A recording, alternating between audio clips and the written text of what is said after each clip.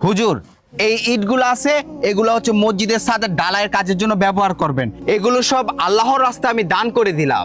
আলহামদুলিল্লাহ। হুজুর, আমার স্বামী বিদেশে থাকে, তাই আমি এই বালুগুলো দান করে দেব মসজিদের কাজে দেব। আমার স্বামী তো বিদেশে থাকে, আমার তো টাকা পয়সার অভাব নাই। আল্লাহ পাক আপনার দান কবুল করুক। হুজুর দাঁড়ান। আরে ভিক্ষুক দিয়ে এখানে, এই আপনাদের কাছে 5 টাকা আছে, ওরে ভিক্ষা দিয়ে দেন। হুজুর আমারও তো মন চায় আল্লাহ পাকের মসজিদে আমিও কিছু দান করি। এই বেটা, তুই তো ফকির, তুই তো দিনে না দিন খাস, তুই আবার কি দান করবি?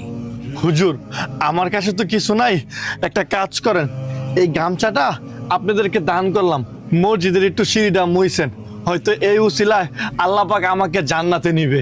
মাশাআল্লাহ মাশাআল্লাহ, আপনার দান আল্লাহ তাআলা কবুল করুক। চলেন। কি হইনি সইনি আইছে।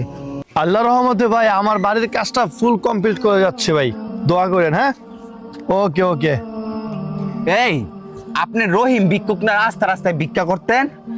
আপনাকে এরকম করলো কিভাবে? কি হুজুর, কিছু বলেন না কেন? আমি আল্লাহর রাস্তায় কোটি কোটি টাকা দান করেছি, কিন্তু আল্লাহ আমাকে কোনো রিজিক দিল না। এই ভিক্ষুকে একটু দান করি এরকম বাড়ির মালিক হয়ে যাচ্ছে, ব্যাপারটা কেমন হয়ে যাচ্ছে না?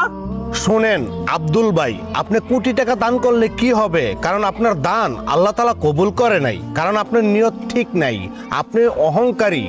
নিশ্চয়ই আল্লাহ তাআলা অহংকারীদের পছন্দ করে না।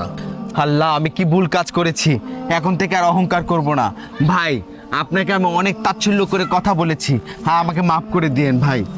হে মহান রব্বুল আলামিন, তুমি তোমার রহমান নামের রসুলে প্রতিটি মানুষদেরকে হেদায়েত দান করো এবং যাতে মনের ভিতরে অহংকার না থাকে।